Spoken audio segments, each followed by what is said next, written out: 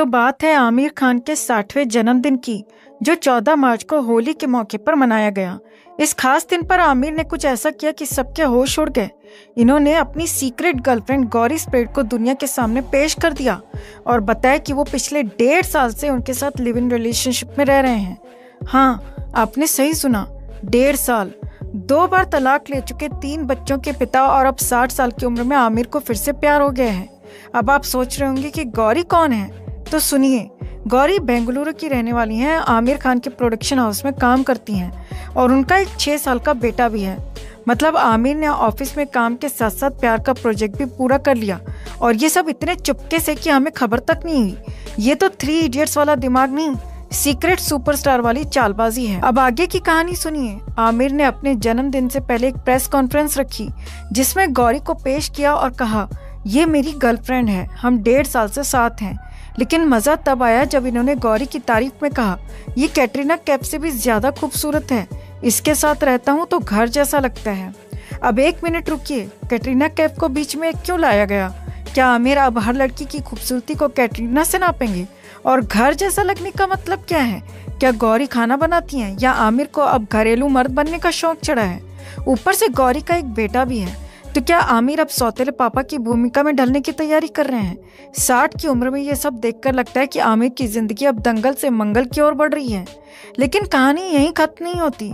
आमिर ने बताया कि वो पिछले 2 साल से सिंगिंग सीख रहे हैं और हर रोज गौरी के लिए गाना गाते हैं। हाँ, आपने सही सुना, तारे जमीन पर वाला आमिर अब आशिकी 3 की तैयारी कर रहे हैं। सोचिए, 60 साल का हीरो अपनी 6 साल के बेटे वाली गर्लफ्रेंड के लिए गाना गा रहा है। रानी से प्यार हो गया, पहली नजर में पहला प्यार हो गया।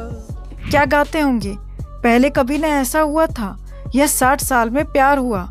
और ये सब तब और मजेदार हो गया जब आमिर ने बताया कि उन्होंने अपनी प्रेस कॉन्फ्रेंस से 1 रात पहले सलमान खान और शाहरुख खान के साथ इफ्तारी और प्री बर्थडे पार्टी की, जहां गौरी को इन दोनों से मिलवाया। अब सलमान तो जरूर सोच रहे होंगे, भाई मैं अभी तक सिंगल हूं और तू 60 में तीसरी पारी खेल रहा है। और शाहरुख शायद कह रहे होंगे, ये तो मेरी DDLJ से भी बड़ी लव स्टोरी है, लेकिन गौरी को मन्नत मत लाना वरना मेरी बीवी गौरी जलकर मर जाएगी। अब सबसे बड़ा ट्विस्ट, तीसरी शादी के सवाल पर आमिर ने कहा, अभी इसके बारे में सोचा नहीं, लेकिन हम कमिटेड हैं। मतलब 2 तलाक हो चुके हैं, 1.5 साल से लिव इन में रह रहे हैं, लेकिन शादी का नाम सुनते ही मुंह छुपा लिया। क्या डर है कि तीसरी बार भी लगान की तरह हिट नहीं होगा? और सबसे मजेदार बात, आमिर की टीम ने मीडिया से कहा, गौरी की तस्वीरें और वीडियोस यूज मत करना। अरे भाई, दुनिया को लव स्टोरी बता दी लेकिन फोटो छुपा रहे हो। ये तो ऐसा है जैसे फिल्म का ट्रेलर दिखा दिया लेकिन स्क्रीन पर लिख दिया पिक्चर रिलीज नहीं होगी। अगर गौरी इतनी खूबसूरत है तो दिखाओ ना, या फिर डर है कि लोग कहेंगे कैटरीना से बेहतर? भाई चश्मा बदल ले। तो दोस्तों, अब आप कमेंट करके बताइए कि आपको आमिर का ये 60 साल वाला प्यार कैसा लगा। क्या ये सच्चा प्यार है या फिर PR का परफेक्शन? सबसे मजेदार कमेंट को हम अगली वीडियो में फीचर करेंगे। और हाँ, अगर आपको ये खबर पसंद आई हो तो लाइक, शेयर और सब्सक्राइब जरूर करें। बेल आइकन दबाएं ताकि अगली बार जब आमिर कोई नया धमाका करें तो आप सबसे पहले सुने। भाई, हंसना हंसाना अच्छी बात है, लेकिन अगर कोई आपके चेहरे पर हंस दे तो कैसा लगेगा? और वो भी तब जब हंसी के नाम पर आपकी बेइज्जती की जा रही हो। अब देखो, द कपिल शर्मा शो को लोग बहुत पसंद करते थे, लेकिन अब सवाल उठने लगे हैं, ये शो वाकई कॉमेडी है या बस किसी की बेइज्जती करने का नया तरीका? अब ताज़ा मामला देख लीजिए। रागिनी खन्ना शो पर आई, लेकिन उन्हें एहसास हुआ कि यहाँ उनकी एक्टिंग नहीं बल्कि उनका मजाक ज्यादा उड़ाया जा रहा है। और ये कोई नई बात नहीं है। इस शो में जब भी कोई लड़की आती है उसे या तो ग्लैमरस शोपीस बना दिया जाता है या फिर किसी की फ्लर्टिंग का शिकार। अब भाई, कॉमेडी एक आर्ट है, लेकिन जब ये मजाक से मजाक उड़ाने में बदल जाए तो दिक्कत वहीं से शुरू होती है। कपिल शर्मा के शो में कई बार ऐसा हो चुका है जब उन्होंने कॉमेडी के नाम पर शर्म की सारी हदें पार कर दी हैं। कई बार उनके जोक्स इतने डबल मीनिंग हो जाते हैं कि समझ नहीं आता हम हंसे या शर्म से पानी पानी हो जाए। कई बार उनके कमेंट्स लड़कियों के लिए इतने आपत्तिजनक हो जाते हैं कि खुद गेस्ट को समझ नहीं आता कि वो वहाँ सम्मान लेने आए थे या इंसल्ट करवाने। और कई बार तो वो खुद अपने को स्टार्स की इतनी बेइज्जती कर देते हैं कि उन्हें शो छोड़कर जाना पड़ता है। अली असगर और सुनील ग्रोवर तो आपको याद ही होंगे। भाई, एक हद होती है। कॉमेडी और इंसर्ट में फर्क होता है। अगर आपने ध्यान दिया हो तो इस शो का एक फिक्स्ड पैटर्न है। कोई भी लड़की आएगी तो कपिल उसकी ब्यूटी पर फोकस करेंगे, लेकिन टैलेंट पर नहीं। कोई भी मोटा आदमी आएगा तो उसका वजन ही जोक का टॉपिक बन जाएगा। कोई भी बुजुर्ग आएगा तो उस पर ओल्ड एज जोक्स मारे जाएंगे। और अगर कोई एक्टर या सेलिब्रिटी आ जाए तो उसकी पर्सनल लाइफ की ऐसी खिंचाई करेंगे कि बेचारा शर्मिंदा हो जाए। अब आप खुद सोचो, क्या ये सही है? कपिल शर्मा कभी लोगों के फेवरेट हुआ करते थे, लेकिन अब लोग सवाल करने लगे हैं, क्या कपिल शर्मा अब भी उतने ही मजेदार हैं या फिर उनकी कॉमेडी का लेवल गिर चुका है? क्योंकि भाई, जो मजाक आपको हंसाने के बजाय शर्मिंदा कर दे वो कॉमेडी नहीं, तंज होता है। अब ये तो आप बताइए, क्या आपको अभी भी कपिल शर्मा का शो पसंद आता है या फिर आपको भी लगता है कि अब कपिल को अपनी हंसी की हदें पहचाननी चाहिए? अगर आपको भी लगता है कि कपिल को अब अपनी कॉमेडी को सुधारने की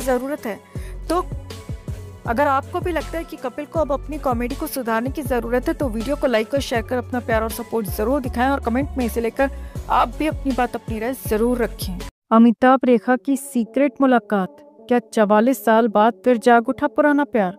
जया बच्चन को लगा सबसे बड़ा झटका, बिग बी ने कह दी ऐसी बात जिससे सब रह गए सन।